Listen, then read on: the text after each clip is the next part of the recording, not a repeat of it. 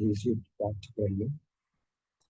तो हम लोग कल 8वां अध्याय समाप्त किए हैं और आज 9वां अध्याय शुरू करेंगे जिसका नाम है राजगुह्य योग, परम गुह्य ज्ञान। देखिए, जैसे कि हमने पहले देखा कि भगवत गीता के अध्याय 7 से 12 जो है वो क्या है, बहुत ही ज्यादा महत्वपूर्ण है। क्यों? क्योंकि भगवान उसमें भक्ति योग की संस्तुति कर रहे हैं, भक्ति योग के बारे में बता रहे हैं।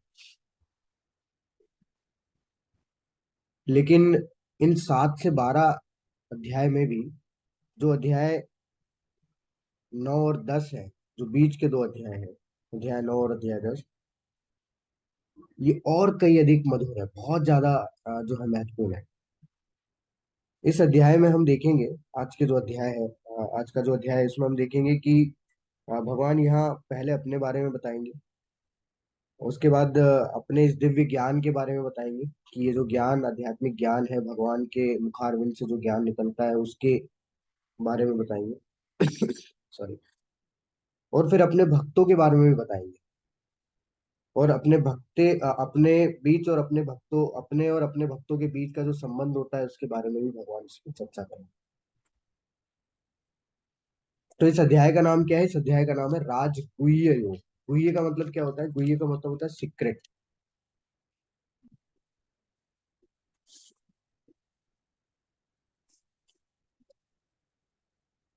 तो हम समझ सकते हैं, जो सबसे सीक्रेट चीज होती है उसको हम लोग क्या करते हैं, उसको हम लोग संभाल के रखते हैं, उसको बहुत छुपा के रखते हैं, किसी को दिखाते नहीं है। उसी प्रकार यहाँ भी जो अध्याय 9 है, ये बहुत ज्यादा सीक्रेट है, बहुत ज्यादा गुह्य है। तो अब देखते हैं इसमें सीक्रेट क्या है। तो भगवान स्वयं बताएंगे कि इसमें सीक्रेट क्या है। भगवान बताते हैं, श्री भगवान उवाच इदं तु ते गुह्यतमं प्रव्यक्षा सूय ज्ञानम विज्ञान संहितम यज्ञात्वा मोक्ष से अश्रुवात।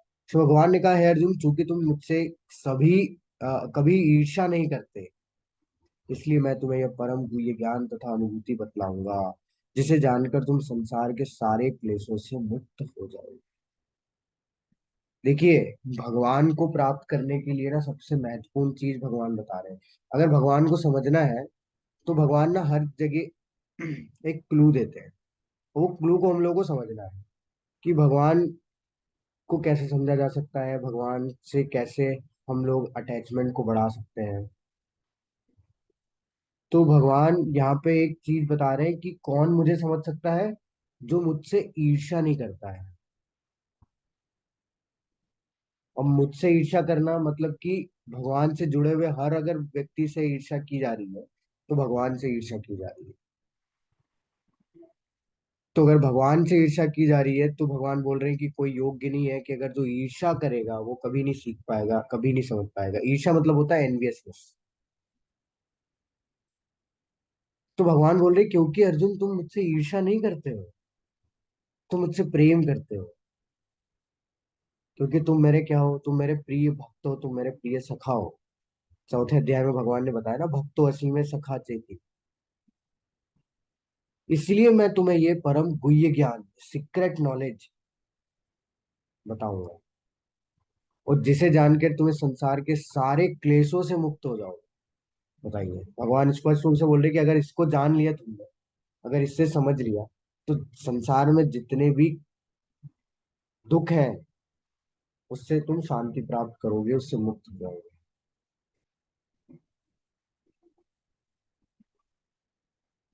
इस अध्याय की महत्वपूर्ण बात क्या है बताया आपको? इस अध्याय की शुरुआत भगवान ने स्वयं की है। इससे पहले क्या होता था कि पहले अर्जुन प्रश्न पूछते थे, भगवान उत्तर देते थे। लेकिन अभी भगवान ने इस अध्याय में अर्जुन के प्रश्न का वेट ही नहीं किया। तो आप समझ सकते हैं कि ये कितना महत्वपूर्ण है ये अध्याय, कि भगवान शुरू ही कर दिया बताना। अर्जुन प्रश्न पूछे, इसका उन्होंने कोई इंतजार नहीं किया, और उन्होंने शुरू कर दिया कि अब अर्जुन, क्योंकि तुम मुझसे ईर्ष्या नहीं करते हो, तो मैं जो अब तुम्हें बताने जा रहा हूँ, ये जो परम गुह्य ज्ञान है, टॉप मोस्ट सीक्रेट नॉलेज जो मैं तुम्हें बताने जा रहा हूँ, ये अगर तुम समझ लिए तो ये निश्चित है कि तुम जो कुछ भी इस संसार में क्लेश है, जो कुछ भी संसार में इस दुख है उससे तुम मुक्त हो जाओगे, शांति प्राप्त करोगे।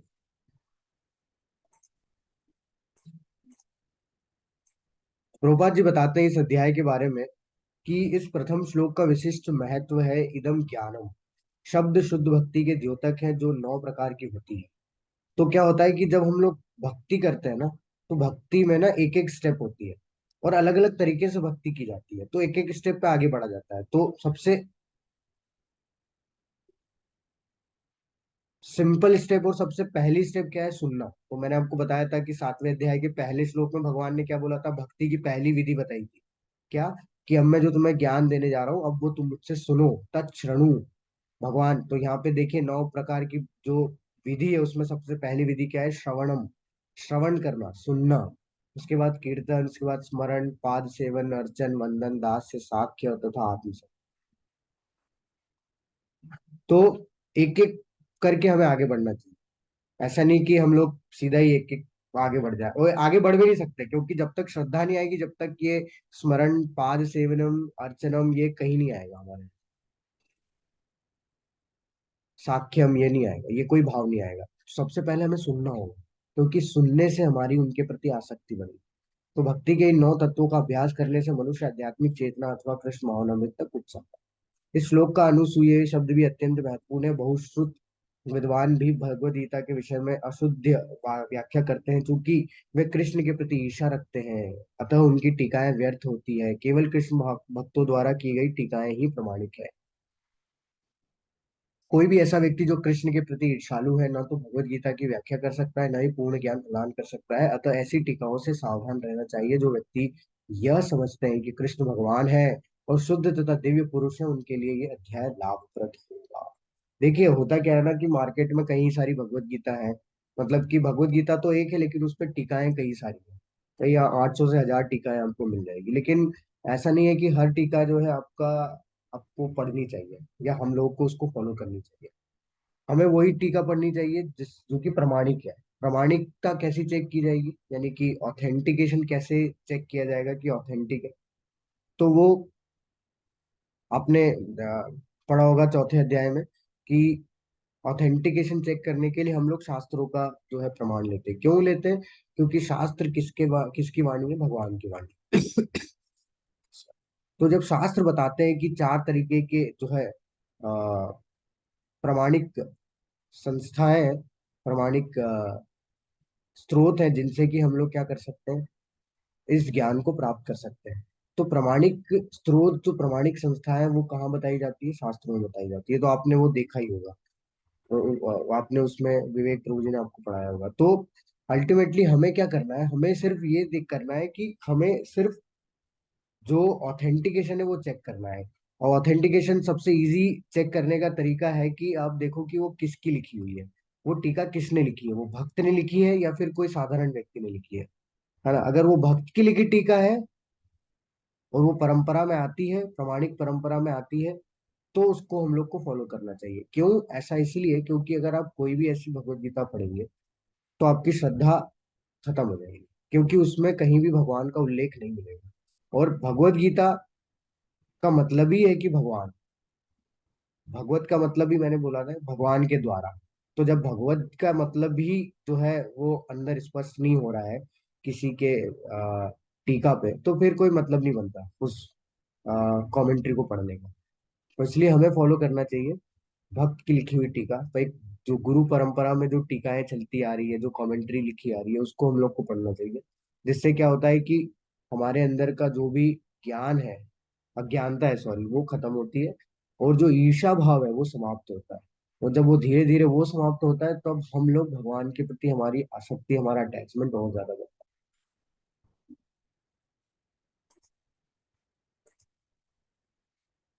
है। अब अगले श्लोक में भगवान बता रहे हैं कि ये जो भगवत गीता का जो ज्ञान है वो कैसा ज्ञान है, उसके बारे में बता रहे हैं, उसकी महानता के बारे में बता रहे हैं। तो क्या बता रहे हैं भगवान? राजविद्या राजगुह्यम पवित्रम इदमुत्तम प्रत्यक्ष अवगमो धर्मम सुशुभम कर्तुम। यह ज्ञान सब विद्याओं का राजा है, जो समस्त रहस्यों में सर्वाधिक गोपनीय है। यह परम शुद्ध है, और चूंकि यह आत्मा की प्रत्यक्ष अनुभूति कराने वाला है, अतः यह धर्म का सिद्धांत है। यह विनाशी है और अत्यंत सुख पूर्वक संपन्न किया जाता है। देखिए, यहाँ भगवान ने इस ज्ञान को राज विद्या यानी कि विद्याओं का राजा क्यों बोला? क्योंकि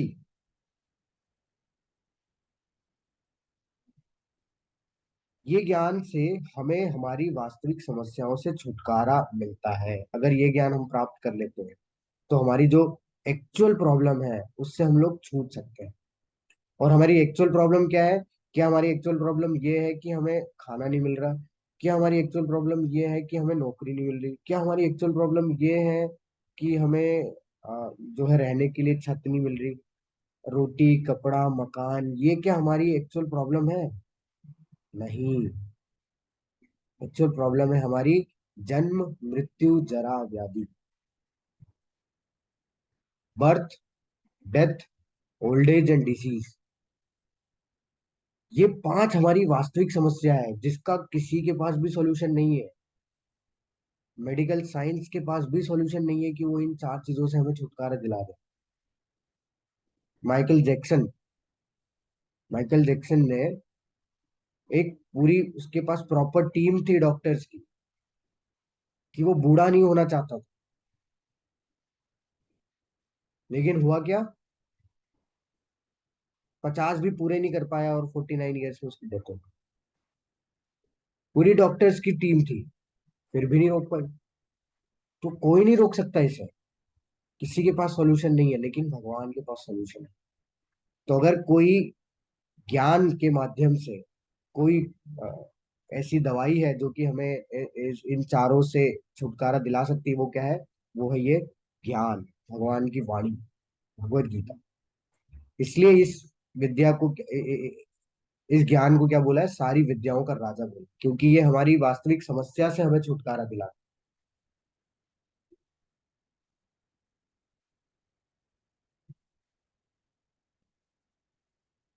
अगली लाइन में भगवान बोल रहे हैं कि ये जो ज्ञान है ये गुह्य है, ये सीक्रेट है, ये गोपनीय है। ये क्यों गोपनीय है? क्योंकि भगवान ने, देखिए, अध्याय पहले दूसरे अध्याय में भगवान ने क्या बोला कि हमारे बारे में बताया ना कि तुम जो है शरीर नहीं हो, तुम आत्मा हो। यानी कि जो कोई भी है वो शरीर नहीं है, वो आत्मा है। यानी कि हमें अपने बारे में बताया। उसके बाद फिर भगवान ने जो है 7वें अध्याय में अपने बारे में बताया, है ना, उनकी शक्तियों के बारे में बताया। हाँ। अब ये जो 9वां अध्याय है इसमें भगवान जो है अपने और अपने भक्तों के बीच के संबंध के बारे में बताते हैं, जो कि बहुत सीक्रेट है। कि उनके और उनके भक्तों के बीच में जो रिलेशन होते हैं वो कैसा होता है। इसीलिए इस ज्ञान को क्या बोला है? सर्वाधिक गोपनीय, टॉप सीक्रेट।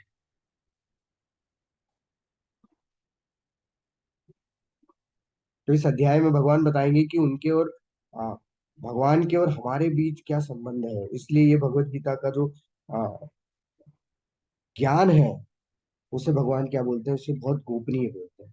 आगे भगवान बताते हैं कि यह आत्मा की प्रत्यक्ष अनुभूति कराने वाला है। हाँ, क्योंकि भगवान ने हमारी आंखें खोली है ये बता के कि हम लोग शरीर नहीं है, हम लोग आत्मा है। ये धर्म का सिद्धांत है। हाँ, कि हमें जब ये पता लगेगा कि हाँ हम शरीर नहीं है, हम आत्मा है। और आत्मा का सॉरी, और आत्मा का एकमात्र धर्म क्या है? भगवान की सेवा, जो कि हमने कल देखा था 8वें अध्याय में। स्वभाव अध्यात्म उच्चते भगवान बोले थे। तो ये धर्म का सिद्धांत है। बिल्कुल, ये अविनाशी है। क्यों? क्योंकि भगवान अविनाशी है। भगवान के मुखारविंद से जो ज्ञान निकला है वो भी अविनाशी है और अत्यंत सुखपूर्वक संपन्न किया जाता है। देखिए, लोगों को क्या लगता है कि भक्ति जो है वो इमोशनल लोगों के लिए है। बाकी जो सो कॉल्ड इंटेलिजेंट लोग हैं, सो कॉल्ड इंटेलेक्ट लोग हैं, वो लोग ज्ञान प्राप्त करके क्या कर सकते हैं? भगवान से जुड़ सकते हैं। लेकिन भगवान यहाँ पे स्पष्ट रूप से बोल रहे हैं कि ये सुखपूर्वक संपन्न किया जाता है, इमोशनल लोगों के लिए नहीं है। इसमें आनंद ही आनंद है, इसमें एंजॉयमेंट है पूरा। तभी तो आप देखिए, किसी भी मंदिर में जाइए इस्कॉन के, और सुबह 4 बजे आप जाएंगे मंगल आरती में, तो आप देखेंगे कि 4 बजे जो भक्त लोग झूम रहे हैं, नाच रहे हैं। आप बिलीव नहीं कर पाएंगे कि ऐसा कैसे हो सकता है ये, कि सुबह 4 बजे भी कोई उठ के नाच नाच कैसे सकता है। तो ये सुख पूर्वक संपन्न किया जाता है। बाहर देखिए, रोडों पे नाच रहे हैं, उनको किसी से फर्क ही नहीं पड़ रहा है कि लोग हम पे हंस रहे हैं, क्या कर रहे हैं। नहीं तो हम लोग तो लोगों का रिएक्शन देखते हैं कि यार हम तिलक लगाएंगे तो लोग हंसेंगे, हम कंठी पहनेंगे तो लोग हंसेंगे। उनको मतलब ही नहीं है, क्योंकि उनको सिर्फ कौन दिख रहा है, उनको सिर्फ भगवान दिख रहा है। कि भगवान अगर प्लीज हो रहे हैं, भगवान अगर खुश हो रहे हैं ये काम से, तो ये तो सब नॉर्मल हो गए, इनसे क्या ही लेना देना।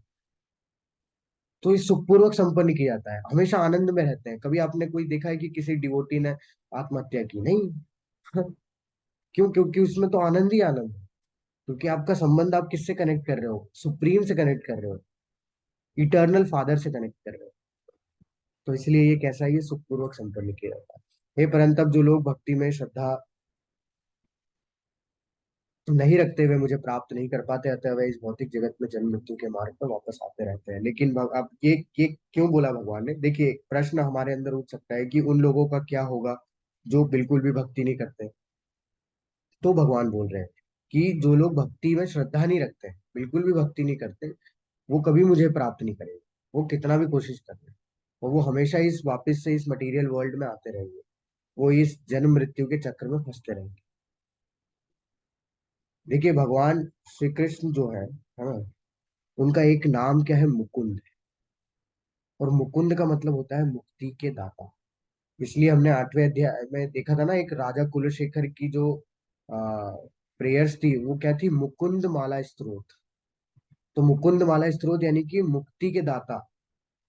मुकुंद का मतलब भगवान का एक नाम है, जो मुक्ति के दाता है, जो एकमात्र ऐसे जो है, जो कि हमें जन्म और मृत्यु से छुटकारा दिला सकते हैं, इस जन्म मृत्यु के चक्र से बाहर निकाल सकते हैं। तो शंकराचार्य जी, आदि शंकराचार्य, जो कि स्वयं शिव जी के जो है वो एक इनकारनेशन, जो कि आए थे सनातन धर्म की पुनः स्थापना करने के लिए, जो कि छिन्न हो गया था।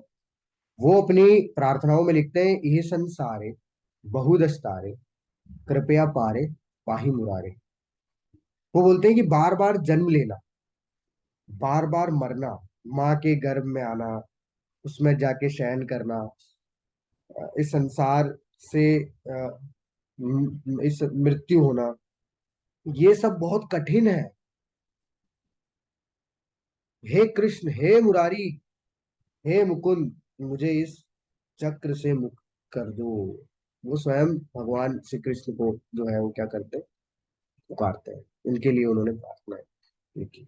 तो अगर कोई श्रद्धा पूर्वक भक्ति नहीं कर रहा है, तो बहुत मुश्किल होगा कि वो इस जन्म मृत्यु के चक्र से निकल पाए। ये संपूर्ण जगत मेरे अव्यक्त रूप द्वारा व्याप्त है, समस्त जीव मुझ में, किंतु मैं उनमें नहीं हूँ। तो भगवान क्या बोल रहे हैं कि सब कुछ क्या है? सब कुछ उन्हीं की शक्ति है।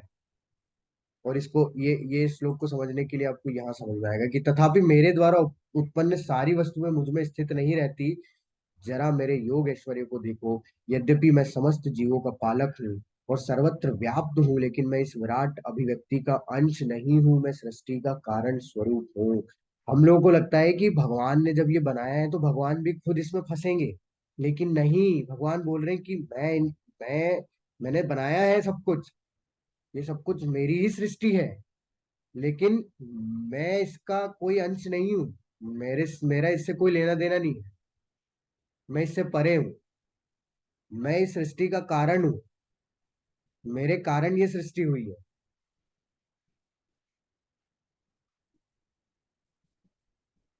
तो मैं इसमें कैसे फंस सकता हूँ? ये मेरा योग ऐश्वर्य है।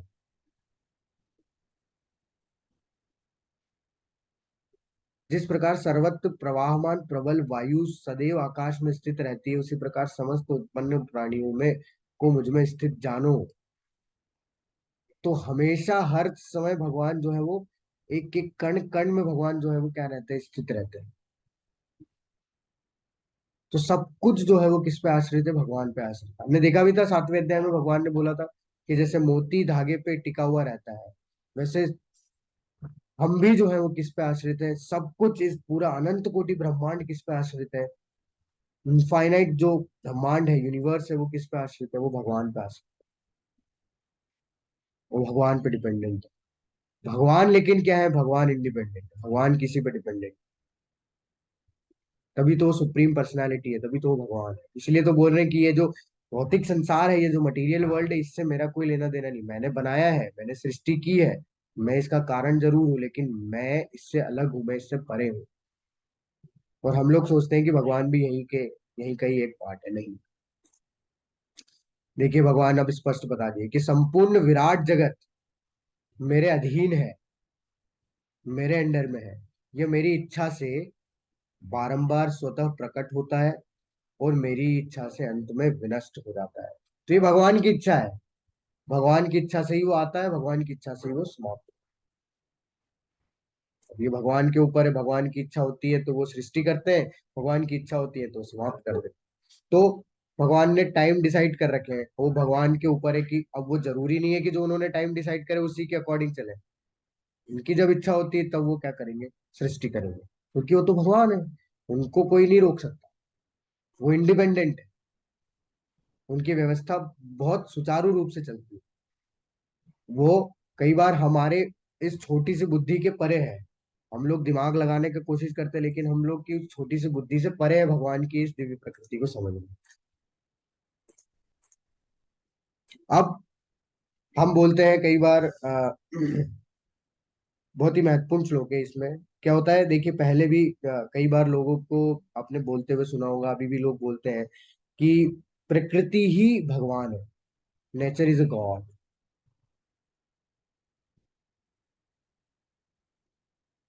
लेकिन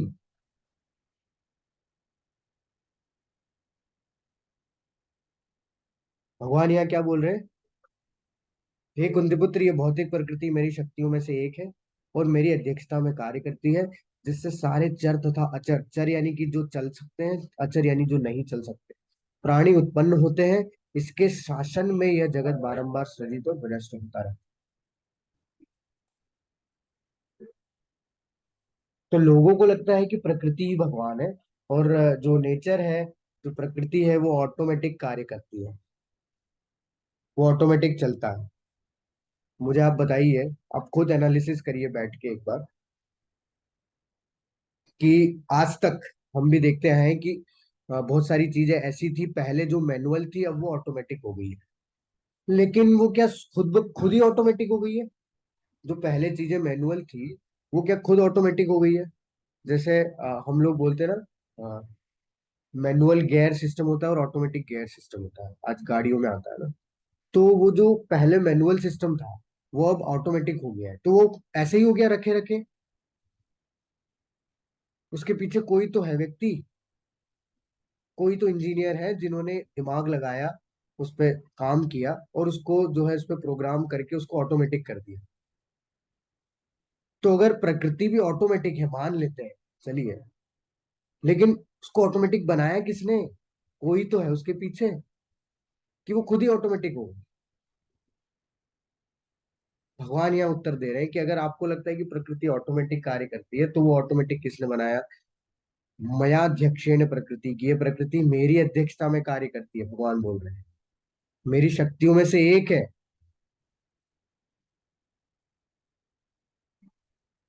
और जिसमें सब क्या होती है, सृष्टि होती है। तो अब ये एक हमारे अंदर वो रहती है, भ्रांति रहती है, डाउट रहता है, कि nature is a God. Nature is not a God. Nature जो है वो भगवान की अध्यक्षता में, भगवान के अंडर में कार्य करता है। प्रकृति हमारी भगवान की अध्यक्षता में कार्य करती है।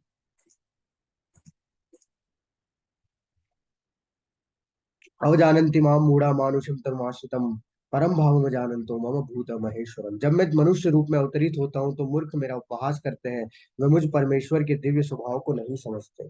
देखिए, कुछ लोग समझते हैं कि भगवान भी साधारण है।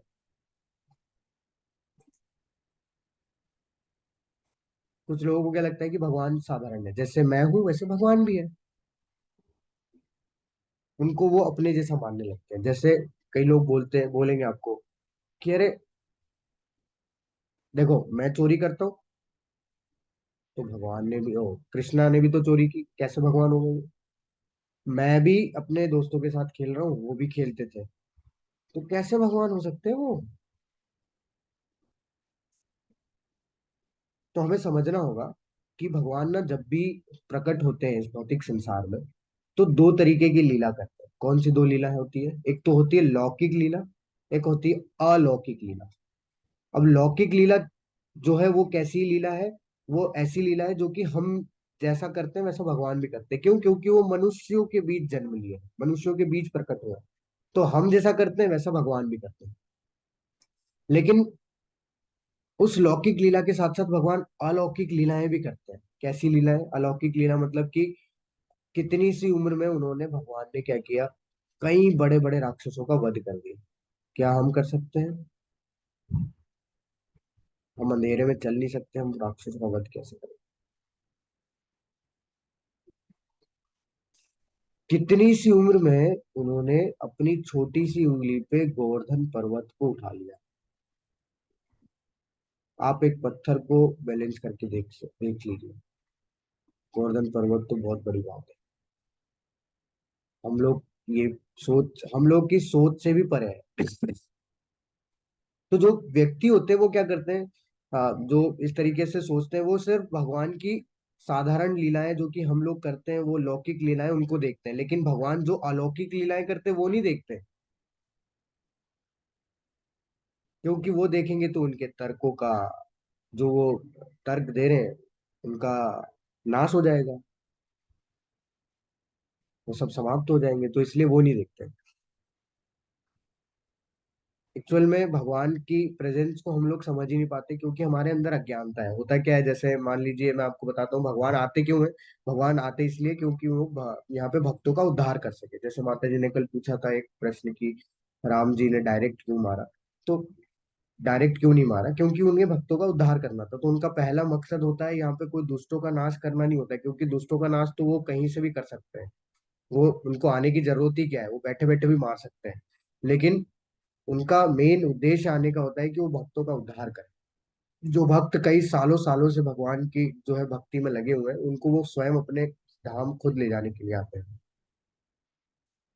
तो होता है कि इसको ऐसे समझ सकते हैं, जैसे आप देखिए जब ये शायद आपको पहले भी बताया होगा प्रभु जी ने, कि जब कोई बहुत घोर अपराध करता है ना, बहुत बड़ा अपराधी जो होता है, उसको कहाँ रखते हैं? उसको रखते हैं सेंट्रल जेल में, जैसे काल कोठरी टाइप ऐसा कुछ होता है।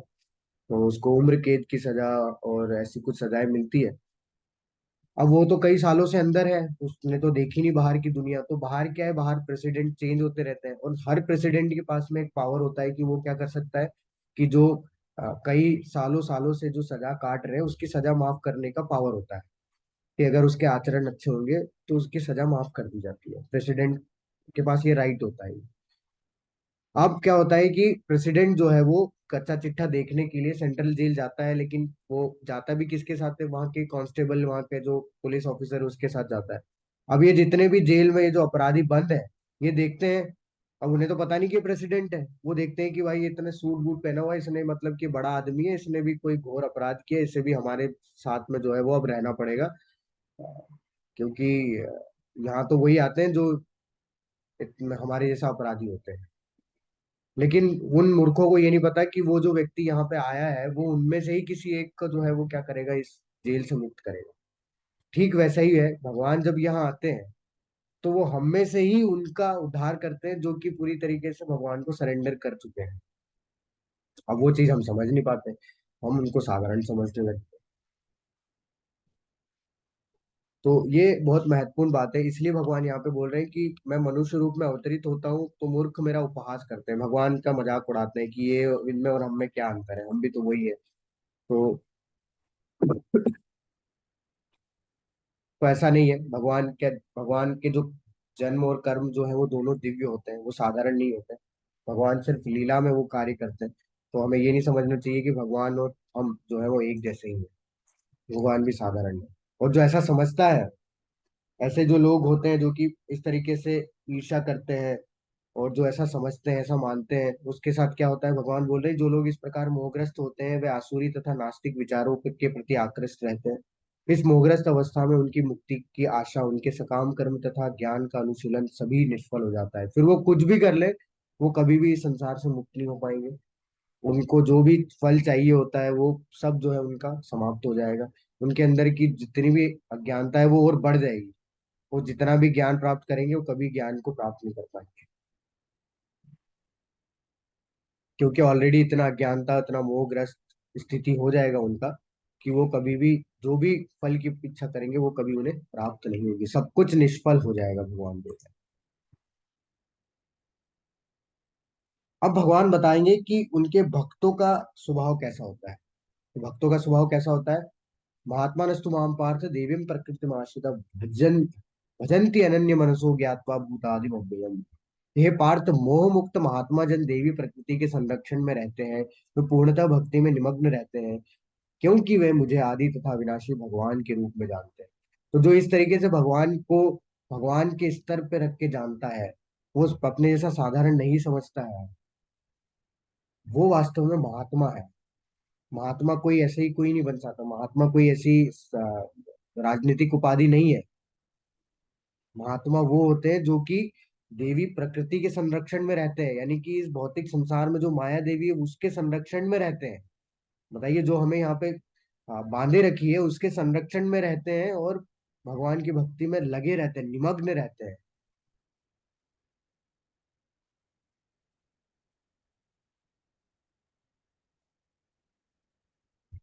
क्यों? क्योंकि वो भगवान को आदि अविनाशी के रूप में जो है वो जानते हैं, और उसमें फिर भगवान जो है उनके साथ में प्रेम का आदान प्रदान करते हैं। तो ऐसे ही एक शास्त्रों से एक छोटी सी कहानी मैं आपको सुना देता हूँ। एक भगवान के भक्त थे, उनका नाम था माधवेंद्रपुरी। तो श्रीपाद माधवेंद्रपुरी जो थे वो उन्होंने ऐसा एक वो ले रखा था, प्रण ले रखा था कि जो कुछ उन्हें मिल जाएगा बस वो खाएंगे, कोई चीज की इच्छा नहीं करेंगे, जो उन्हें मिल जाएगा वो खाएंगे। तो क्योंकि वो सन्यासी थे तो उन्होंने बस ये प्रण ले रखा था कि जो कुछ भी मिल जाएगा बस वो खाएंगे, कोई इच्छा नहीं करेंगे कि मुझे ये खाना है वो खाना है। ऐसे ही हुआ कि एक दिन वो मंदिर के बाहर जाते हैं। अब वहाँ जो है वो खीर का भोग लगा हुआ देखते हैं, और उनके मन में लालच आ जाता है कि भगवान को खीर का भोग लगा है तो शायद ये मुझे मिल जाता। तो अब थे तो वो शुद्ध भक्त, भगवान का दिन रात चिंतन करते रहते थे, कीर्तन करते रहते थे, नाम जप करते रहते थे।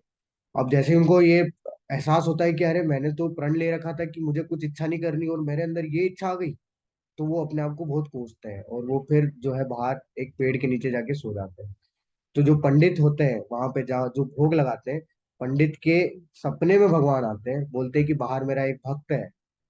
तो वो तो खाएगा नहीं क्योंकि उसने प्रण ले रखा है, तो जाके उसको खीर का प्रसाद जो है देना है। तो अब पंडित के दिमाग में, पंडित को सपने में तो आते हैं भगवान, लेकिन भगवान स्वयं जो है वो खीर उनके लिए लेके जाते हैं, यानी एक छोटा बच्चा आता है, वो उनको खीर का कटोरा देता है, बोले ये खा लो आप, और वो चले जाता है। तो पंडित को जब, क्योंकि ऑलरेडी सपने में भगवान बता चुके होते हैं, तो भगवान बाहर आके जब पंडित आता है और वो देखता है वो साधु सन्यासी को, तो वो उनको दंडवत प्रणाम कर देता है कि ये जो खीर आपको मिली है ये साक्षात भगवान ने आपको दे के गए, क्योंकि भगवान ने मुझे ये चीज बताई है। तो भगवान स्वयं अपने भक्तों के लिए आते हैं। तो ये बहुत बड़ी बात है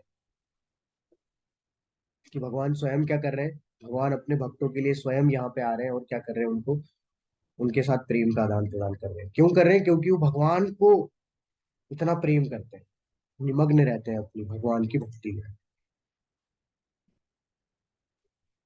अब भगवान बताएंगे कि कैसे भक्तों के लक्षण,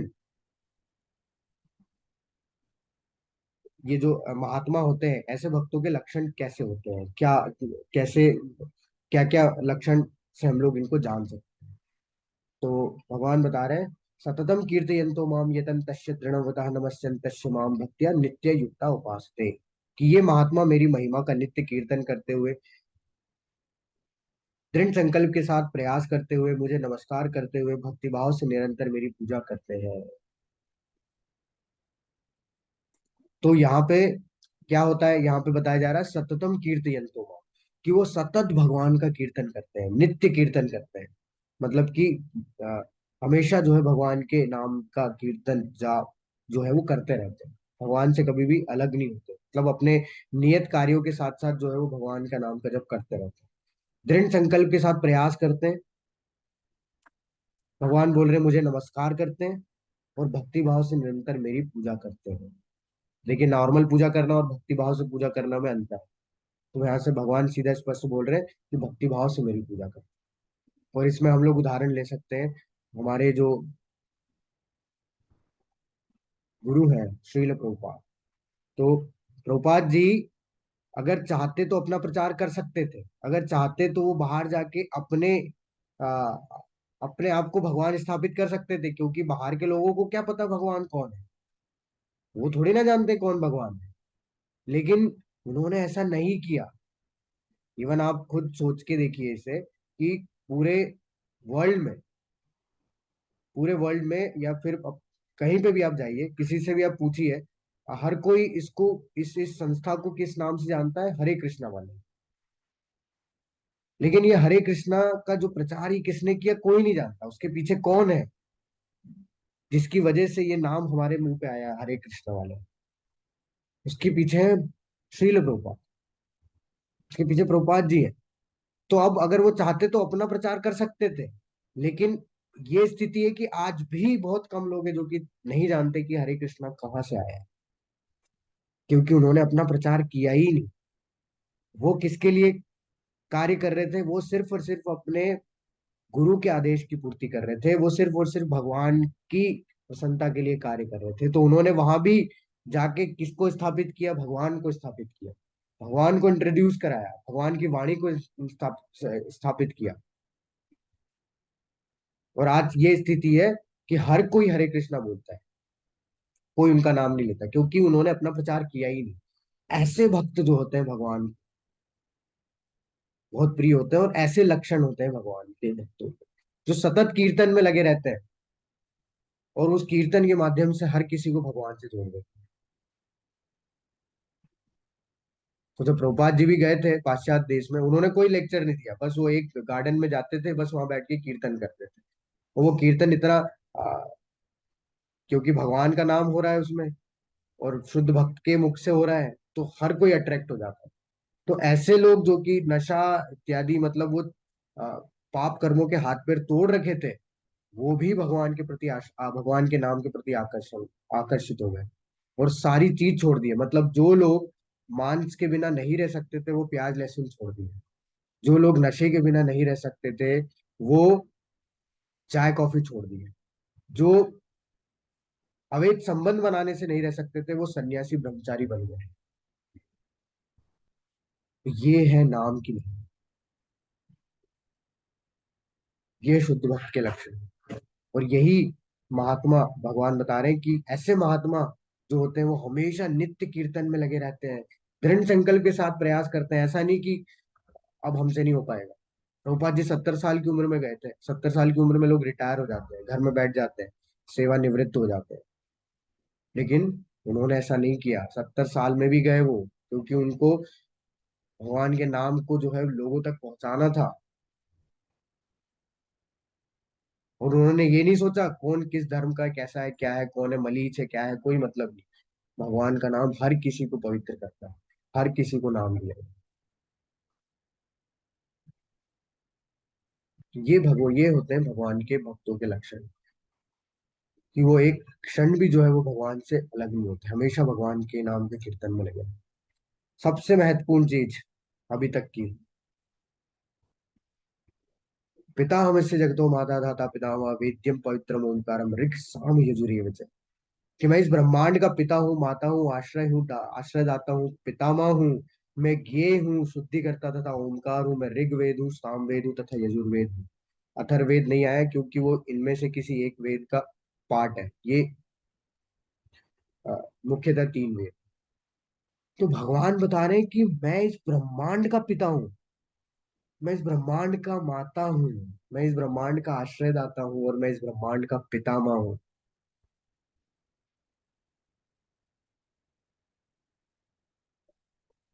हो गया। तो भगवान ने स्पष्ट रूप से बोल दिया कि मैं इस ब्रह्मांड का पिता हूँ, माता भी हूँ, आश्रयदाता भी हूँ। देखिए इसको कैसे समझ सकते हैं, कि संसार में हमारे जो भी माता पिता हैं, दादा दादी, भाई बहन इत्यादि जितने भी रिश्ते नाते हैं, वो सब कुछ टेम्पररी हैं। यानी ये सभी इस जन्म तक ही है, हम ऐसा इसके आगे जन्म में नहीं मिलेंगे हमें। देखिए हमारे वास्तविक माता पिता कौन है? वास्तविक माता पिता है हमारे भगवान, भगवान श्री कृष्ण, जो कि स्वयं बोल रहे हैं कि हाँ, मैं ही इस ब्रह्मांड का पिता हूं। तो हमें हमेशा अपने पिता के पास, हमें अपने घर वापस जाने के लिए हमेशा तैयारी करते रहना चाहिए।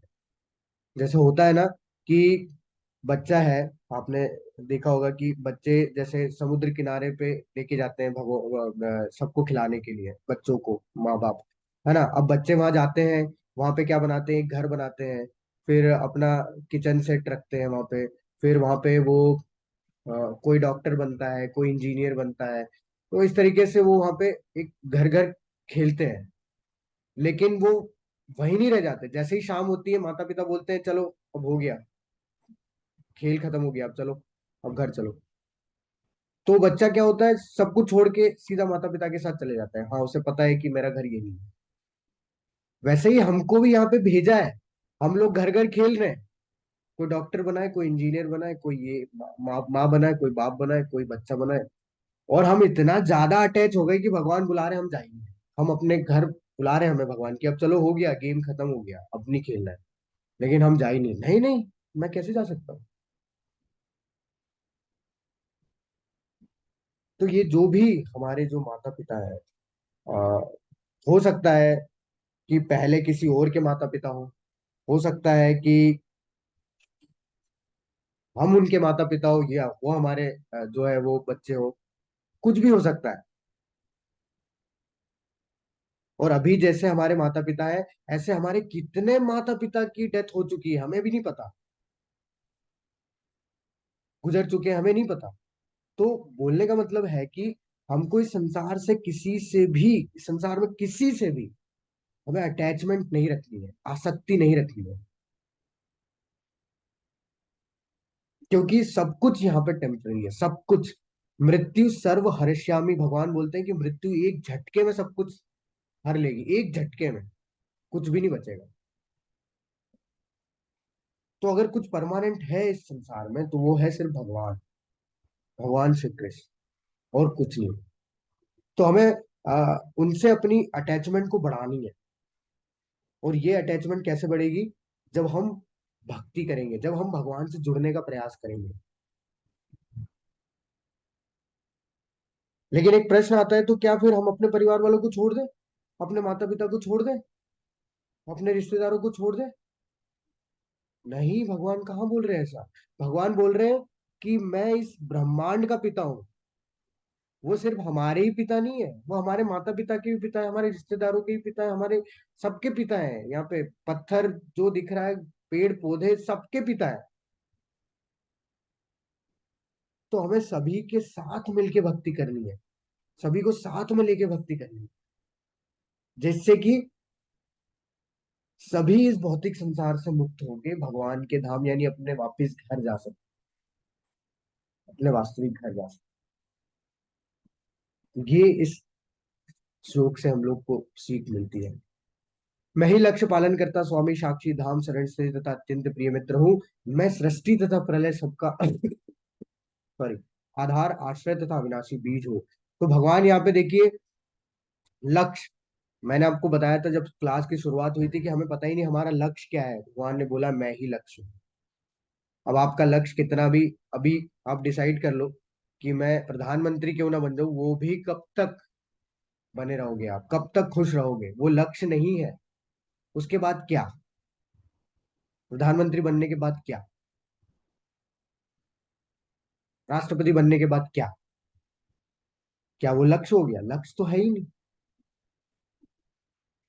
तो लक्ष्य भगवान बता रहे हैं कि लक्ष्य मैं हूँ, पालन करता मैं हूँ, स्वामी मैं हूँ, साक्षी मैं हूँ, धाम मैं हूँ, शरण स्थली मैं हूँ, सब भगवान बता रहे हैं। अत्यंत प्रिय मित्र, भगवान बोल रहे हैं वो मैं हूँ। देखिए, मित्र की परिभाषा क्या होती है? मित्र की परिभाषा वो होती है जो कि आपके हित के लिए सोचे। ऐसा नहीं बस हम लोग एंजॉय कर ले बस मित्र की, नहीं नहीं, जो आपके हित के लिए सोच रहा है वो एक्चुअल में आपका मित्र होता है। तो भगवान बताए हैं 5वें अध्याय के 29वें श्लोक में कि मैं तुम्हारा हितैषी मित्र हूं, तुम समझो इसको कि मैं हमेशा तुम्हारे हित के बारे में सोचता हूँ। लोग क्या करते हैं, भगवान को दोष देते हैं कि भगवान मेरे साथ ही ऐसा क्यों कर रहा है। अरे तुम इतने महान थोड़ी ना हो कि भगवान तुम्हारे को दुख देगा। तुम्हारे अपने कर्म तो देखो, हमें क्या लगता है कि हम इतने शुद्ध हैं कि हमने तो कुछ किया ही नहीं है, भगवान हमारे साथ गलत करते रहते हैं। अरे कोई पिता अपने बच्चे के साथ क्यों गलत करेगा? कोई पिता क्यों बच्चे को बोलेगा कि बेटा आग में हाथ डाल, बहुत अच्छा लगेगा? उल्टा जब बच्चा आग में हाथ डालता है तो उसको एक झापड़ मिलता है पिता की तरफ से कि तुम्हें समझ में नहीं आ रहा, जल जाओगे। और हमारे पिता इतने दयालु है कि हमें दुख दे के झापड़ मारते हैं कि अभी भी समझ में नहीं आ रहा तुम्हें।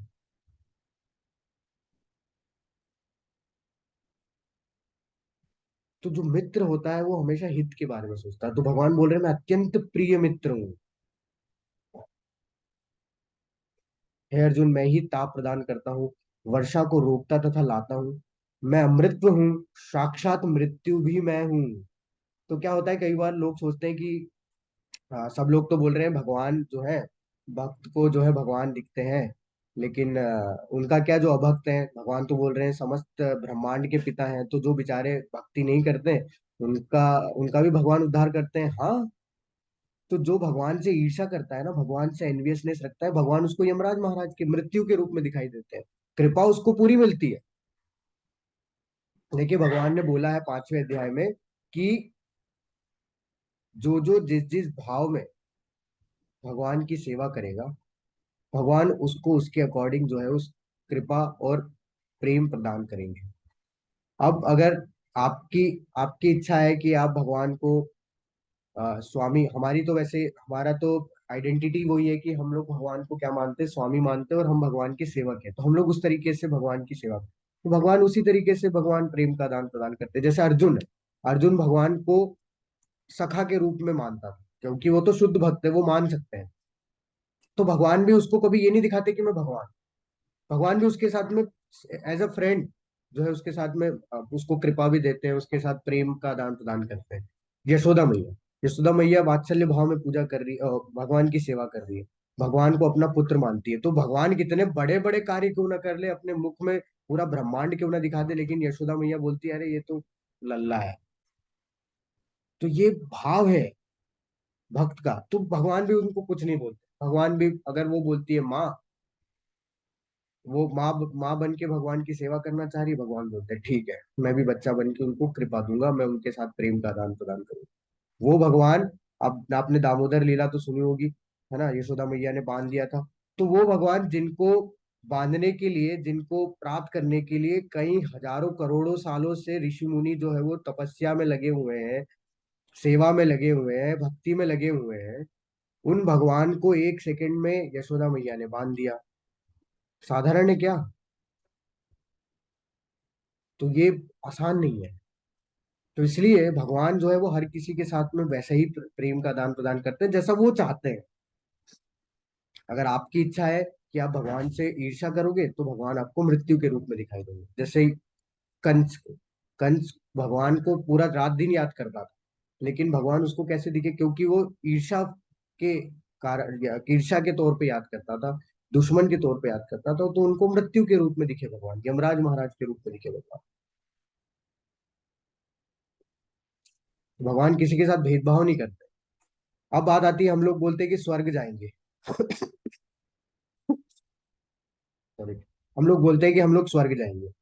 तो भगवान बताते हैं यहाँ पे कि जो वेदों का अध्ययन करते तथा सोमरस का पान करते हैं, वे स्वर्ग प्राप्ति की गवेषणा करते हुए प्रत्यक्ष अप्रत्यक्ष रूप से मेरी पूजा करते हैं, वे पाप कर्मों से शुद्ध होकर इंद्र के पवित्र स्वर्गिक धाम में जन्म लेते हैं, जहाँ वे देवताओं का आनंद भोगते हैं। तो अगर आपने पुण्य कर्म किए होंगे, कोई पाप कर्म नहीं किए, तो आप कहाँ जाओगे? स्वर्ग को प्राप्त करोगे। लेकिन क्या स्वर्ग को प्राप्त करने के बाद हम लोग वापस नहीं आएंगे? भगवान बोलते हैं इस प्रकार जब स्वर्गिक इंद्रिय सुख का को भोग लेंगे और उनके पुण्य कर्मों के फल जब खत्म हो जाएंगे, तो मृत्यु लोक में वापस आ जाओगे, वापस यहाँ पे जन्म हो जाए। इस प्रकार जो तीनों वेदों के सिद्धांतों में दृढ़ रहकर इंद्रिय सुख की गवेषणा करते हैं, उन्हें जन्म मृत्यु का चक्र ही मिलता है। मतलब आप स्वर्ग क्यों ना चले जाओ, भगवान बोल रहे हैं कि स्वर्ग आप जाओगे, कोई बात नहीं, आपने अगर पुण्य कर्म किए हैं तो आप स्वर्ग जाओगे। अब आप स्वर्ग गए, तब आपने क्या किया? स्वर्ग में जाके क्योंकि आपने पुण्य कर्म किए थे, आपके कर्म अच्छे थे, अच्छे कर्मों के फल आपको अच्छे मिले, आपने बहुत एंजॉय किया। अब जैसे ही आपके कर्मों के फल खत्म हो गए, वहां से आपको वापस से भगा दिया जाता है। वहां से वापस भगाएंगे तो कहाँ आना है, फिर वापस से नीचे गिरना है। कहाँ गिरना है? इस मृत्यु लोक में, पृथ्वी पर। फिर से वापस यहाँ पे एक जन्म होगा, फिर वापस जो है वो अपना क्रियाक्रम चालू करो। जो चल रहा है, जन्म मृत्यु का चक्र चलता रहेगा।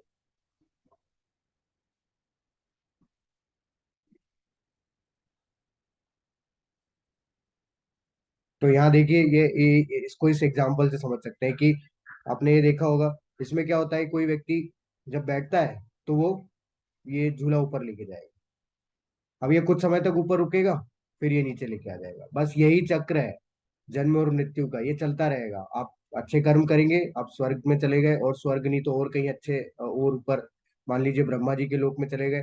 कुछ समय तक आनंद होगा, वापिस से ये आनंद की जैसे ही आपके अच्छे कर्मों के फल खत्म होंगे, आपको वापस से भगा दिया जाएगा, आप वापस नीचे आ गए। तो बस ये चलता रहेगा, जन्म मृत्यु का चक्र चलता रहेगा, खत्म नहीं होगा। हमें लगता है कि जो है, हम लोग अगर स्वर्ग को प्राप्त कर लेंगे तो फिर वापस नहीं आएंगे।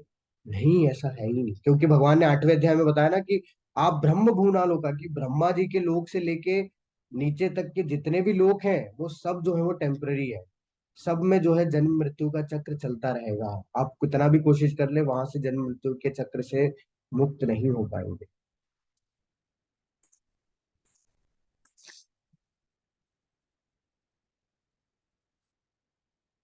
और ये कल एक माता जी ने प्रश्न पूछा था, मैं उसी के उत्तर में भगवान यहाँ पे बता रहे हैं। आप उसको यहाँ से समझ सकते हैं।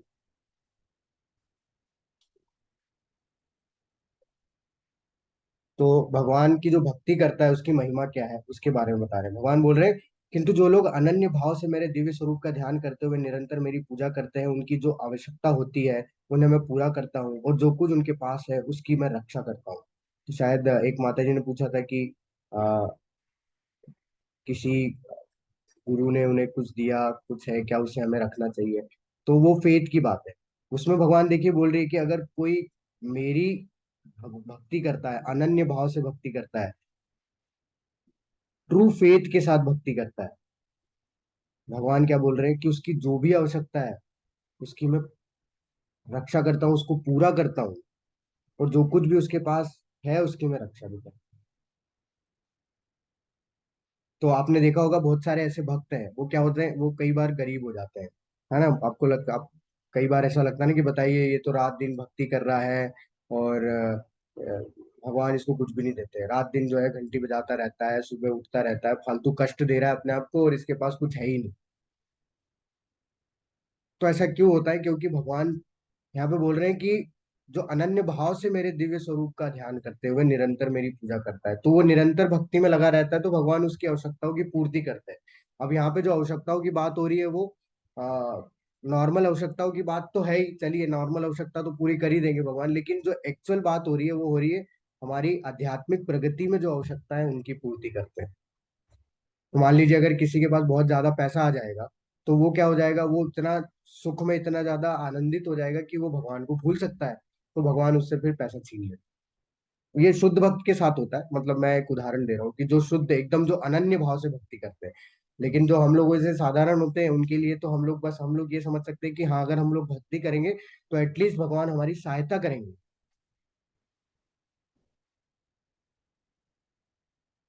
और भगवान ने 8वें अध्याय के अंतिम श्लोक में बता ही दिया है कि अगर भक्ति करने से वेदों के द्वारा जो, वेदों को पढ़ने के द्वारा जो फल मिलता है, दान देने के द्वारा, तपस्या के द्वारा, सकाम कर्म के द्वारा जो भी फल मिलता है, वो भक्ति करने से मिल सकता है, आसानी से मिल सकता है।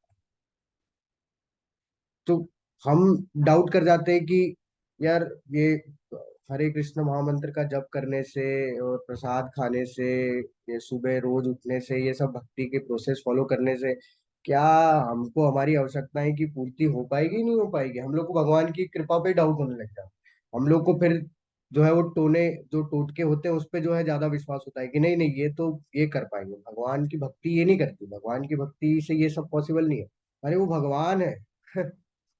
तो भगवान के लिए ये सब चीजें बहुत साधारण है। जब भगवान इतनी बड़ी सृष्टि की रचना कर सकते हैं, तो फिर ये छोटा सा ये सब चीजें देने में भगवान को क्या ही है? लेकिन भगवान जो है वो, देखिए क्या होता है, जैसे पिताजी होते हैं, अब बच्चा जिद करता है, जब कहीं मेले में उनको घुमाने लेके जाते हैं बच्चे को, तो बच्चा जिद करता है मुझे यही चाहिए, यही वाली बंदूक चाहिए। तो पिताजी क्या करते हैं, नहीं नहीं ये तो नहीं मिलेगी, खुद दिलाते नहीं है। क्यों? क्योंकि वो पिताजी जानते हैं ना उसके बारे में कि अगर इसको दिला दिया तो क्या होगा इसका। तो वैसे ही भगवान भी है। भगवान जो है वो ऐसे नहीं है कि हर चीज दे देंगे और आसानी से दे देंगे, नहीं। क्योंकि भगवान हमारे वास्तविकता में पिता है, तो उन्हें पता है कि अगर इसको ये चीज दे दी तो इसका क्या हाल होगा। लालच भी बढ़ जाएगी, मेरे से जो अभी तक की आसक्ति थी वो भी खत्म हो सकती है। तो भगवान इस तरीके से सोच के जो है बहुत, क्योंकि भगवान बोले ना कि मैं अत्यंत प्रिय मित्र हूँ, हितैषी मित्र हूँ, तो वो हमेशा हमारे हित के बारे में सोचते हो। जो हमारे लिए बेस्ट होता है, जो बेस्ट होता है वो हमें देते हैं, जो श्रेष्ठ होता है वो हमें प्रदान करते हैं, और जो हमारे लिए, हमारी भक्ति के लिए अनुकूल होता है उसकी रक्षा भी करते हैं। हे कुंती पुत्र, जो लोग अन्य देवताओं के भक्त और उनकी श्रद्धा पूर्वक पूजा करते हैं, वास्तव में वे मेरी ही पूजा करते हैं, किंतु वे यह त्रुटिपूर्ण ढंग से करते हैं। तो देखिए, हर कोई जो कर रहा है देवी देवताओं की पूजा कर रहा है ना, अल्टीमेटली वो भगवान की पूजा कर रहा है, लेकिन वो कैसे कर रहा है? गलत ढंग से कर रहा है। गलत ढंग से क्यों कर रहा है? क्योंकि वो देवी देवताओं को भगवान मान के कर रहा है। फिर भी भगवान इतने करुणामय है कि वो स्वीकार कर रहे हैं उनकी पूजा को, लेकिन वो त्रुटिपूर्ण ढंग से हो रहा है, सही ढंग से नहीं हो रहा है, गलत ढंग से किया जा रहा है। जैसे फॉर एग्जाम्पल, अगर कोई एक आपने पेड़ लगाया, अब आप उस पेड़ से आपको चाहिए फल, तो आप क्या करेंगे? एक जो फल आया है, क्या उसमें पानी देंगे तो फल उगने लग जाएगा? उस फल में पानी देने से फल आ जाएगा क्या? क्या उस फूल में, जो पेड़ से फूल आया है, फूल में पानी देने से फूल आ जाएगा क्या? नहीं। आपको पानी कहाँ देना होगा? आपको पानी तो जड़ में देना होगा ना। तो ये सही तरीका क्या है फल और फूल प्राप्त करने का एक पेड़ से? कि पेड़ के जड़ में पानी दिया जाए, ना कि फूल में या फल में। तो वैसे ही जो भगवान की भक्ति करने का सही तरीका है कि भगवान की ही भक्ति की जाए, ना कि जो है देवी देवताओं के माध्यम से उनको जो है प्रसन्न किया जाए। सीधा डायरेक्ट भी हम लोग कर सकते हैं, और जो वैसे कर रहा है वो भी गलत नहीं है, क्योंकि भगवान ने कल के अध्याय में बताया कि जो इस तरीके से कार्य करता है उसकी भी मैं श्रद्धा को बढ़ा देता हूँ उस देवी देवताओं के प्रति। गलत नहीं है, लेकिन हाँ, वो ढंग गलत है, वो तरीका गलत है, वे गलत है। कि मैं भगवान श्री कृष्ण को प्रसन्न कर रहा हूँ, लेकिन मैं गणेश जी के थ्रू प्रसन्न कर रहा हूँ, तो ये गलत तरीका ही गलत हो गया ना।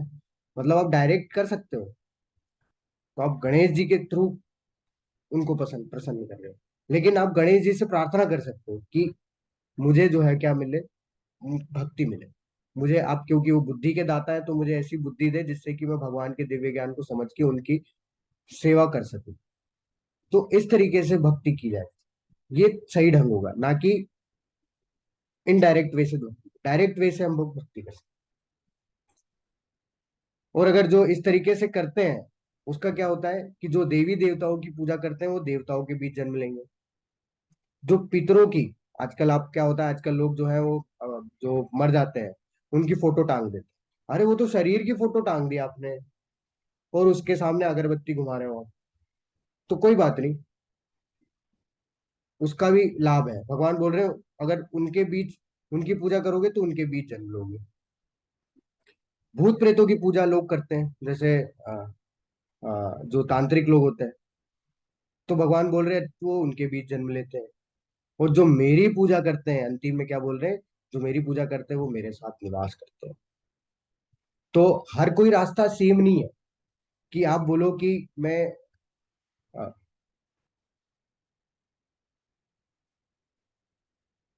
सूर्य देव की पूजा करूंगा तो मैं कुंड चला जाऊंगा, नहीं।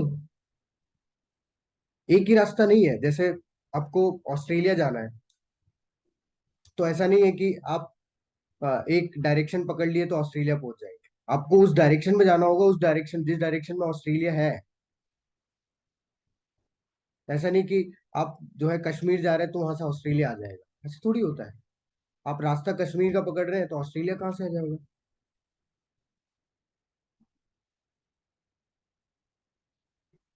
तो डेस्टिनेशन सबके अपने अपने हैं। सूर्य देव की पूजा करेंगे तो सूर्य लोक में जाएंगे, इंद्र देव की पूजा करेंगे इंद्र लोक में जाएंगे, जो भी देवी देवता की पूजा करेंगे उनके साथ उनको जो है जन्म मिल जाएगा। पूर्वजों की जो मर चुके हैं उनकी पूजा करेंगे तो वो जो पितर लोक है वहां पे जाके जन्म मिल जाएगा। लेकिन जो भगवान की पूजा करेगा, जो उनकी भक्ति करेगा, वो निश्चित है कि वैकुंठ प्राप्त करेगा, वो भगवान के धाम को, भगवान के सानिध्य को प्राप्त करेगा। अब भगवान को प्रसन्न कैसे किया जाए? क्या भगवान को महंगे महंगे जो है गिफ्ट दिए जाए, महंगा महंगा प्रसाद भोग लगाया जाए, अच्छा अच्छा प्रसाद भोग लगाया जाए, पिज्जा जो है, बर्गर, ये क्या भगवान खाते हैं? या ज्यादा से ज्यादा दान दिया जाए? नहीं, बिल्कुल गलत धारणा है। भगवान सिर्फ चार चीजें बोल रहे हैं: पत्रम पुष्पम फलम तोयम। एक तो पत्र, अब चूंकि भगवान को सबसे ज्यादा प्रिय है तुलसी पत्र, तो एक पत्र, पुष्प, फूल, फल, और तोयम यानी जल। ये चार चीज भी अगर आपने भगवान को दे दी, अगर आपके पास कुछ नहीं है, इन चारों में से कुछ एक भी चीज है अगर आप भगवान को देते हैं, भगवान क्या बोल रहे हैं? कि मैं उसे स्वीकार करता हूँ, लेकिन कैसे? अगर वो आपके अंदर प्रेम तथा भक्ति का भाव होगा तब। अगर आपको ये भाव होगा कि भगवान निश्चित रूप से इसको स्वीकार करेंगे, उन्हें करना ही होगा, ये भाव भगवान स्वीकार कर लेते।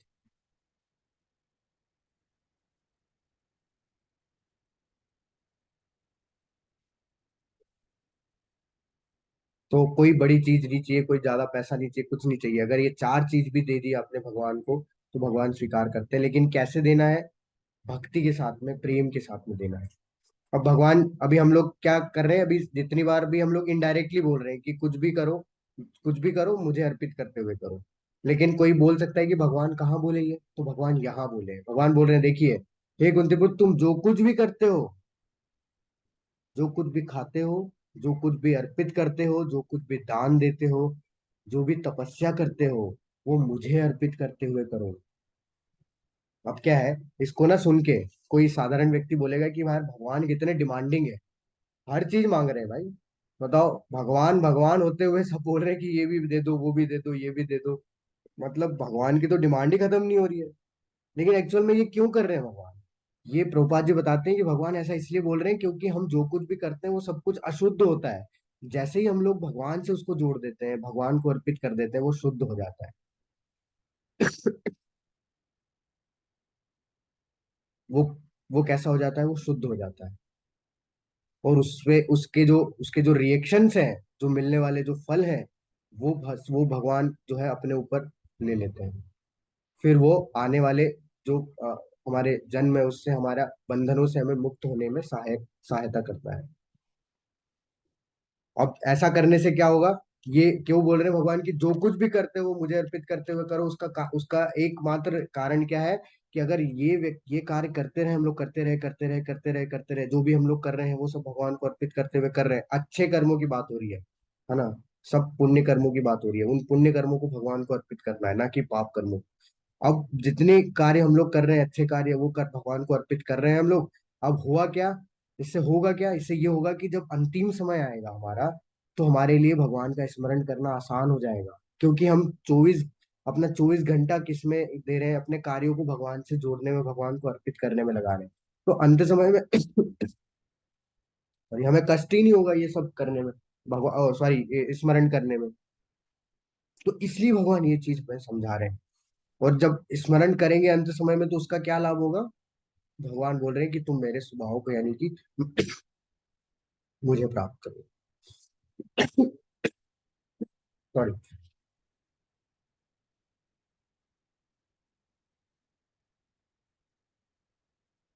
आगे भगवान बता रहे हैं कि हम लोगों को लगता है कि भगवान जो है वो भेदभाव करते हैं।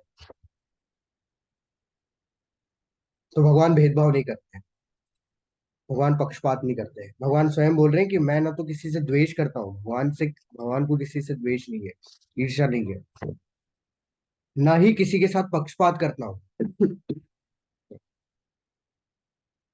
मैं सबों के लिए समान भाव हूँ, समभाव हूँ, एक जैसा हूँ। किंतु जो भी भक्ति पूर्वक मेरी सेवा करता है वह मेरा मित्र है, मुझ में स्थित रहता है, और मैं उसमें मैं उसका मित्र हूँ। देखिए, आ,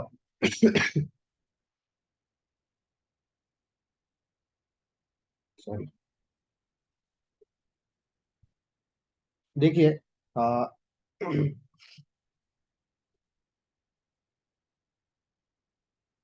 हम बार बार बोल रहे हैं कि भक्ति करने से ही लाभ होना है, भक्ति से ही सारे कल्मश समाप्त होंगे, भक्ति से ही हमें आनंद प्राप्त होगा, भक्ति भक्ति भक्ति भक्ति, सब जगह भक्ति भक्ति हो रहा है।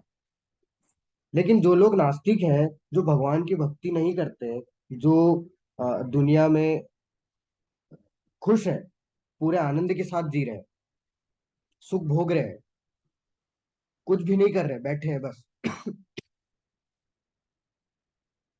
ना पैसा कमाते हैं ना कुछ करते हैं, कुछ भी नहीं कर रहे हैं, लेकिन फिर भी वो आनंद में है, तो ऐसा क्यों है? इसका उत्तर भगवान ये बोल रहे हैं कि मैं किसी से द्वेष नहीं करता हूँ, मैं किसी के साथ पक्षपात नहीं करता।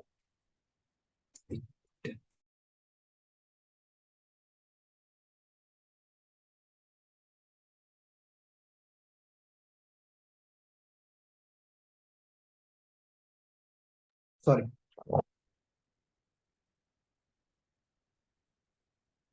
मैं सबके साथ में समान भाव रहता हूँ।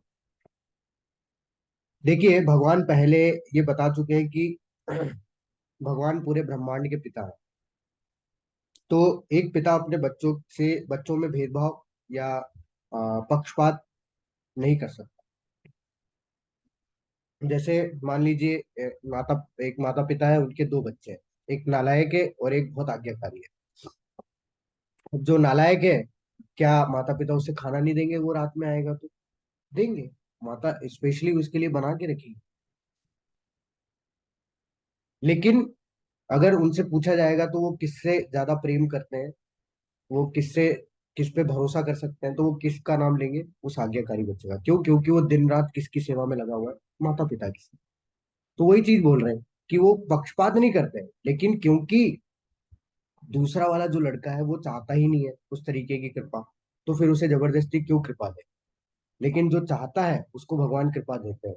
तो जो आज्ञाकारी है वो चाहता है कृपा, और जो भक्ति पूर्वक भगवान की सेवा में लगा रहता है, दिन रात अपने आप को, अपने सारी चीजों को छोड़ के भगवान की सेवा में लगा हुआ है, तो भगवान क्यों ना उसको ज्यादा जो है चीजें देंगे, उसके साथ प्रेम का आदान प्रदान करेंगे, क्योंकि उसने सब कुछ छोड़ दिया भगवान के लिए। तो पक्षपात नहीं होता है, क्योंकि उसकी इच्छा ऐसी है, तो उसको उसकी इच्छा के अकॉर्डिंग जो है वो प्रेम का आदान प्रदान मिलता है। और दूसरे की इच्छा ऐसी है तो इसलिए उसको उसके अकॉर्डिंग मिलता है। तो हमारे ऊपर निर्भर करता है कि हमें भगवान का कैसा प्रेम चाहिए, हमें क्या चाहिए भगवान से, हम किस तरीके की इच्छा करते हैं भगवान से।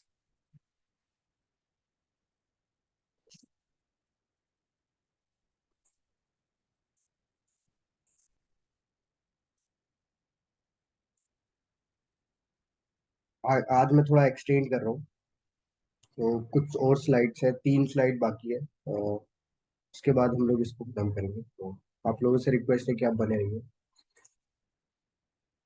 अब बात आती है कि क्या भगवान जो जो भगवान से द्वेष करते हैं, क्या भगवान उन पर कृपा नहीं करते? करते हैं। भगवान बता रहे हैं, अपि चेत्सु दुराचारो भजते माम अनन्य भाग साधुरेव समन्तव्य सम्यक व्यवस्थित ही सा। यदि कोई जघन्य से जघन्य कर्म करता है, किंतु यदि वह भक्ति में रत रहता है, तो उसे साधु मानना चाहिए, क्योंकि वह अपने संकल्प में अडिग रहता है। तो भगवान बता रहे हैं कि अगर किसी ने बहुत बुरा कार्य किया है, बहुत मतलब बहुत ही ज्यादा बुरा कार्य किया है, मतलब जिसका कोई, मतलब आप समझ सकते हैं कि कोई सॉल्यूशन ही नहीं है, भगवान बोल रहे हैं कि अगर उसके बावजूद भी अगर वो भक्ति पथ को फॉलो करता है, अगर वो मेरी शरण ग्रहण करने के लिए प्रयास करता है, तो भगवान बोल रहे हैं उसे साधु मानना चाहिए। साधु यानी भक्त मानना चाहिए उसे, क्योंकि वो अपने संकल्प में अड़िग रह के कार्य कर रहा है। तो भगवान जो है, भगवान एक तो होता है दुराचार, दुराचार यानी कि दुष्ट, लेकिन सुदुराचार यानी कि बहुत ज्यादा दुष्ट, जो कभी अच्छे काम किया ही नहीं, लेकिन फिर भी अगर वो भक्ति में लग गया, तो भगवान उसको स्वीकार करते हैं। भगवान कभी किसी को नहीं नकारते। ये भगवान की उदारता है, भगवान की काइंडनेस।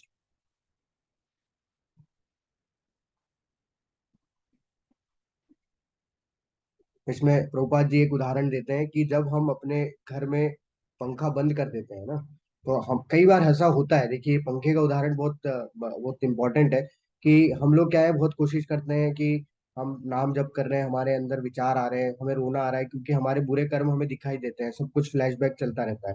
लेकिन हम लोग भगवान के नाम पे ध्यान नहीं लगा पाते। तो उसका कारण ही यही है कि ये जो सब विचार आ रहे हैं हमारे, ये सब कुछ हो रहा है, ये क्यों हो रहा है? क्योंकि हमने कहीं ना कहीं ये सब किया है। इसलिए हमारा फोकस, कंसंट्रेशन भगवान के नाम पे नहीं आ रहा है।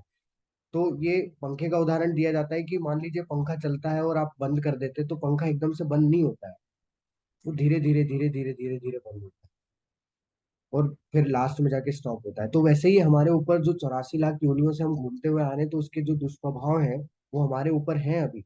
अब वो धीरे धीरे प्रकट होते हैं जब हम लोग क्या करते हैं, जैसे क्लीन करते हैं तो सारा मैल निकल के बाहर आता है ना, वैसा ही है।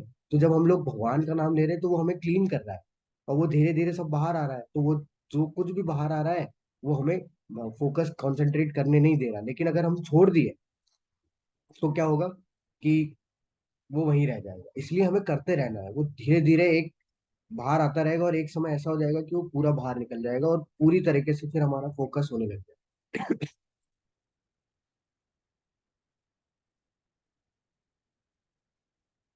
तो आ, भगवान हमारी हर एक बात, हर एक आप चीज को क्षमा कर देते हैं। कोई भी आप कितना भी घोर से घोर अपराध क्यों ना करो, अगर भगवान के सामने बैठ के अगर आपने माफी मांग ली ना, तो भगवान आपको स्वीकार कर लेंगे, भगवान आपको गले लगा लेंगे। भगवान इतने दयालु हैं, इतने करुणामयी है कि भगवान हमारी हर एक प्रॉब्लम को जो है वो क्या कर देते हैं, क्षमा कर देते हैं। हर एक चीज को, हर एक अपराध को जो है क्षमा कर देते हैं। तो अब इसका मतलब ये नहीं है कि हम सुबह अपराध करें और शाम में भगवान का नाम ले लें। ये एक बड़ा अपराध है। तो ये गलत है कि हम लोग क्या करें, भगवान की इस उदारता का, भगवान की इस दयालुता का जो है क्या करें, फायदा उठाएं और गलतियां करें और फिर नाम ले लें, गलतियां करें और फिर नाम ले लें। तो इससे कोई फायदा नहीं होना है, क्योंकि वो हम लोग अपना ही नुकसान कर रहे हैं उसमें। तो बस हमें प्रयास करना चाहिए कि हमसे गलतियां ना हो, हमसे अपराध ना हो, जिससे कि भगवान से हमें, भगवान को हमें माफ करना पड़े। मतलब ये भी एक बहुत बड़ी बात है ना कि भगवान से हम माफी मांगने जा रहे हैं। तो यही करते रहेंगे तो भगवान से प्रेम कब मांगेंगे, भगवान से उनका जो है कृपा कब मांगेंगे। तो इसलिए हमें बस कोशिश करना है कि हम कम से कम जो है गलतियां करें। और जो ऐसा करता है, जो इस तरीके से लगा रहता है, वो क्या होता है, वो तुरंत ही धर्मात्मा बन जाता है। भगवान बोल रहे हैं कि वो तुरंत धर्मात्मा बन जाता है अगर वो इस तरीके से लगा रहा तो। स्थायी शांति को भी प्राप्त करेगा वो। जितना भी उसको शांति, मतलब दुख था अभी तक का, वो शांत हो जाएगा। उसके अंदर जितना भी परेशानी चल रही थी, स्ट्रेस एंजाइटी थी, वो सब शांत हो जाएगी। हे कुंती पुत्र, निडर होकर घोषणा कर दो कि मेरे भक्त का कभी विनाश नहीं होता। तो भगवान बोल रहे हैं कि निडर होकर घोषणा करो कि मेरे भक्त का नाश नहीं होता। अब ये एक प्रश्न यहाँ पे उठ सकता है कि भगवान अर्जुन को क्यों बोल रहे कि यार तुम घोषणा कर दो? वो खुद भी तो कर सकते हैं कि तुम घोषणा करो कि मेरे भक्त का कभी नाश नहीं होता। वो खुद भी कर सकते हैं ना कि अरे मेरे भक्त का कभी नाश नहीं होता। लेकिन अर्जुन को बोल रहे कि हे अर्जुन, तुम घोषणा कर दो मेरे भक्त का नाश नहीं होता। तो क्यों बोल रहे हैं अर्जुन को ये? अर्जुन को इसलिए बोल रहे हैं क्योंकि भगवान अपनी, तब अपनी जो वो है प्रतिज्ञा है, वो तोड़ सकते हैं। लेकिन जो भक्त की प्रतिज्ञा है उसको कभी भगवान नहीं तोड़ सकते। अगर भक्त ने एक बार प्रतिज्ञा कर ली तो भगवान नहीं तोड़ेंगे, क्योंकि भक्त भगवान का इतना प्रेम है। क्योंकि भक्त, भगवान नहीं चाहते कि भक्त का जो है वो ओहदा नीचे आए। इसलिए भक्त ने जो तपस्या कर ली, जो जो जो प्रतिज्ञा कर ली, उसको भगवान पूरा करते ही करते हैं।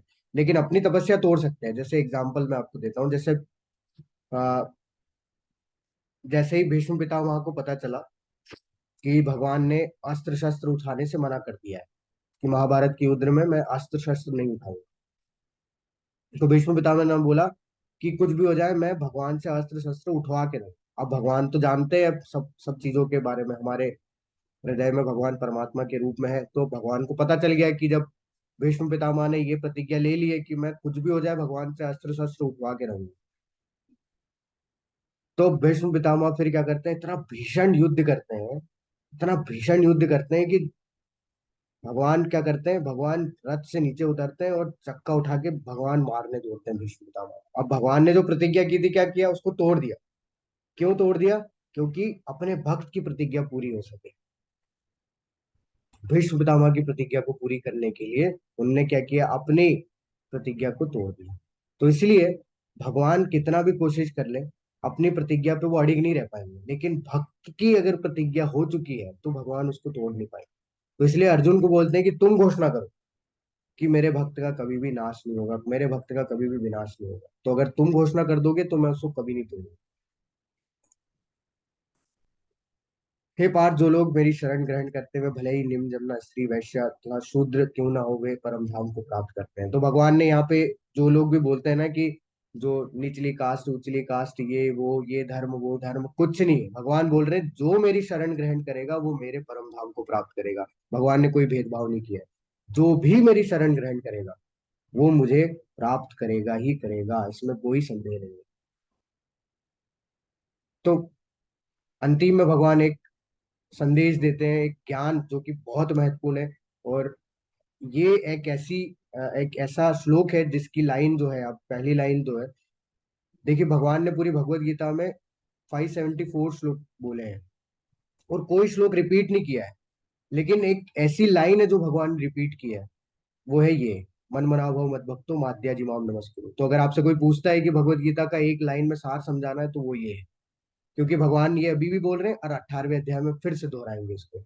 तो एक ही ऐसी लाइन है जो भगवान रिपीट किए पूरी भगवत गीता में, वो ये है, मन मना भव मत भक्तो माद्या जिमाम नमस्कुरु मामे वेश युक्तेत आत्मन मत प्रहर, कि अपने मन को मेरे नित्य चिंतन में लगाओ, मेरे भक्त बनो, मुझे नमस्कार करो, मेरी पूजा करो। इस प्रकार मुझ में पूर्णतया तलीन होने पर तुम निश्चित रूप से मुझको प्राप्त होगे। तो मन मना भव मत भक्तो माद्या जिमाम नमस्कुरु का मतलब क्या है, कि भगवान बोल रहे हैं अपने मन को मुझ में लगाओ। अच्छा, मन नहीं लग रहा, कोई बात नहीं, मेरे भक्त बन जाओ। तो ऐसे भक्त भी नहीं बन सकते, आ, मेरी पूजा कर लो। अरे पूजा भी नहीं कर सकते, चलो मुझे नमस्कार करो। अब देखिए बहुत सिस्टमेटिकली भगवान ने बोला कि अगर कोई व्यक्ति नमस्कार करेगा रोज तो धीरे धीरे उसके अंदर श्रद्धा बढ़ जाएगी, तो वो पूजा करने लगेगा। अब वो पूजा करना स्टार्ट करेगा, धीरे धीरे जो है वो भक्त भी बन जाएगा। जब वो भक्त बन जाएगा तो धीरे धीरे उसका मन जो है वो पूरी तरीके से भगवान के चिंतन में लग जाएगा। ऐसा करने से क्या होगा, किस प्रकार मुझ में पूर्णतया तल्लीन होने पर वो मुझे निश्चित रूप से प्राप्त करेगा, वो भगवान के धाम को प्राप्त करेगा, वो इस जन्म मृत्यु के चक्र से छुटकारा पा पाएगा। तो इस श्लोक से ये स्पष्ट है कि इस भौतिक जगत से छुटकारा पाने का एकमात्र साधन कृष्ण भावनामृत है, लेकिन कृष्ण तत्व को न जानने के कारण भाष्यकर कृष्ण को छिपाते हैं और उनको उनके मन या शरीर से पृथक बताते हैं। यद्यपि यह कृष्ण तत्व के प्रति निरी अज्ञानता है, किंतु कुछ लोग जनता को भ्रमित करने के करके धन कमाते हैं। अतः मनुष्य को कृष्ण के आदि रूप में मन को स्थिर करना चाहिए। उसे अपने मन में यह दृढ़ विश्वास करके पूजा करने में प्रवृत्त होना चाहिए कि कृष्ण ही परम है। कृष्ण की पूजा के लिए भारत में हजारों मंदिर है जहाँ पर भक्ति का अभ्यास किया जाता है। जब ऐसा अभ्यास हो रहा हो तो मनुष्य को चाहिए कि कृष्ण को नमस्कार करे, उसे अर्च विग्रह के समक्ष नतमस्तक होकर मनसा वाचा कर्मणा हर प्रकार से प्रवृत्त होना चाहिए। इससे वह कृष्ण भाव से में पूर्णतया तलीन हो सकेगा, इससे वह कृष्ण लोक को जा सकेगा। उसे चाहिए कि कपटी भाष्यकारों के बहकावे में ना हो, उसे श्रवण कीर्तन आदि नवदा भक्ति में प्रवृत्त होना चाहिए। शुद्ध भक्ति मानव समाज की चरम उपलब्धि है। तो प्रयास करना चाहिए कि जैसे पहले भी मैं बताया कि प्रामाणिक स्रोत से पढ़े, जिससे कि जो हमारी वास्तविकता में जिज्ञासा है वो समाप्त हो सके। तो ये जो अध्याय है वो यही समाप्त होता है। हरे कृष्ण।